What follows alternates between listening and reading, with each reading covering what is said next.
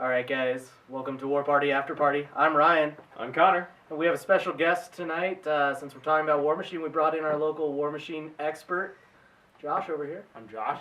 He's also our privateer press ganger. So, yeah. You guys just got a brand new book. We did. It came out yesterday, I guess Wednesday. So, got a bunch of new models in that. And Yeah. new models for each faction. Yeah, it seems really cool. I like the way that Privateer Press does that, where they release a big fluff book with these cool models, and I like the idea of the epic warcasters too. That's something that's really neat that I like. Yeah. So, We just got the third version of the Butcher, which is my favorite model, definitely. He's a beast on the table and kills people in pretty much one shot every You game. could say he butchers them. He does. He butchers a couple people. Yeah. Well, I don't know. I have only a journeyman warcaster level of experience with Warmachine. I have only about 24 points of Signar. As someone who's kind of a noob at Warmachine, how would you describe the book in terms of what it provides for you? Warmachine kind of changes each faction. Like, they added so much more to each faction. Like, Cotor's always been the slow, like, in-your-face faction that's just really tanky, and they just added these guys here, which are, like, super fast cav models.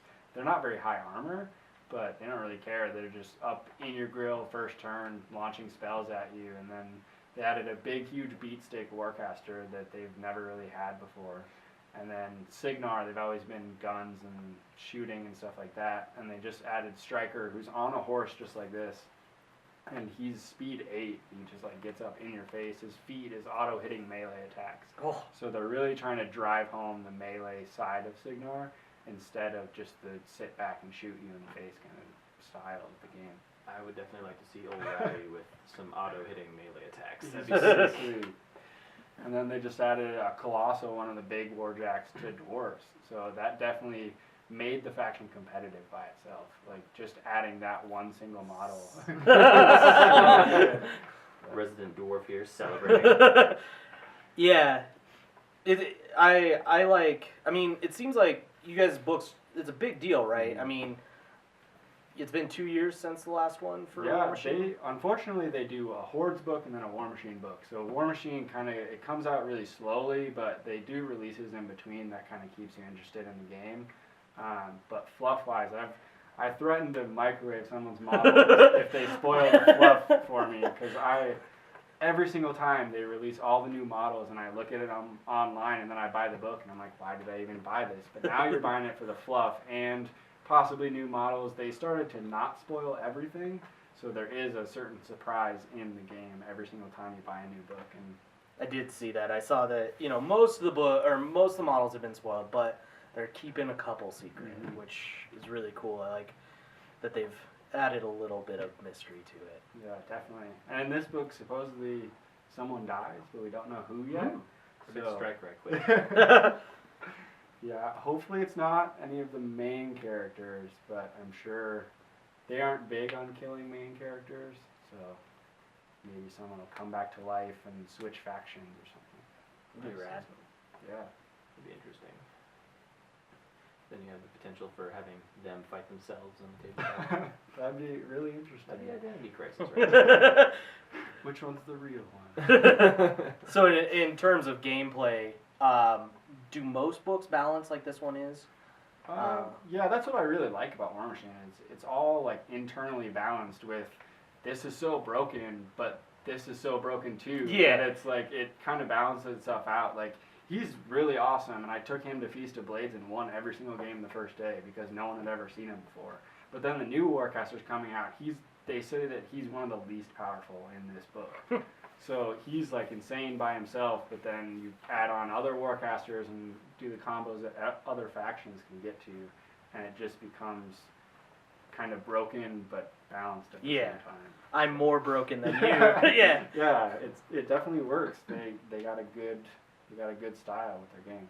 Yeah, definitely interesting, and I really like the way that they do their release cycle. something that I wish a couple other game companies might adopt. Not naming names. I definitely dig it a lot. It's nice to actually have a reasonable amount of time to kind of realize what you want in an army, rather than just, hey, this is the thing, buy now! Yeah, it's kind of a little less, I guess it's a little less ridiculous and a more mature way of handling your releases, which I appreciate. Definitely. But yeah, I definitely like the new miniatures, and it's so you say that it's kind of emphasizing kind of the up in your face aspects of the game. Is that going to be the same for all the factions? Because I mean, the Signar and Khador have both received new, really quick, fast moving units. Is that the same with all? Each faction got like cavalry models like this. It kind of depends on the faction though. Like Crix has always played that style of game, and they got a Cav Warcaster just like Striker. But like Retribution got a Warcaster without weapons at all. So she just kind of sits in the back and like balances her whole army and definitely buffs the army. But she has an awesome feat where you get an extra die for attack and damage rolls, and you drop the lowest. So your odds go insane when you're making attacks. And then Menoth got a huge base caster, and it's Resnick, this like super crucifying dude on like a chariot thing. So he's definitely support too, where every time he kills a model on his controller, it explodes and goes into like a giant fireball that lights everyone on fire in 4 inches. So it really depends on the faction, but I think they were trying to add things that factions were lacking. Okay. And it was just kind of trying to make sure everyone has options instead of you play this army so you get 2 options. Yeah, I know that's when I sort of got into Warmachine there for a little while. That's sort of the way I felt. Like you're so limited. You know, you really you don't choose an army necessarily for the aesthetics. You more have to choose them for their playstyle. Yeah, I mean, it definitely cuts down on like the faction envy. Like this faction has this, so I'm gonna go play them. Yeah. And you find out that they're lacking something that you had before, and Yeah. now you want to go back. But I definitely like what they're doing, just adding, not the same model, but close to like a similar model to each faction, where it's not like this faction is so much better than the rest. For sure. So you're saying the dwarves got a new Colossus? They did. Yeah. There's one Right over there. got the big dude. That's pretty sweet. He is. I bought one and I painted it the same day because I was so excited. But he got 2 rockets and like you can get 8 shots a turn. So. That's rough. For Warmachine, that's really rough. Yeah, it is. Yeah. But yeah, so did the dwarves receive any, did they receive any cavalry options? Or? No, so mercenaries didn't get a ton in this book. They only got 3 releases. 2 of them were fortunately dwarves, and they were really lacking on their options.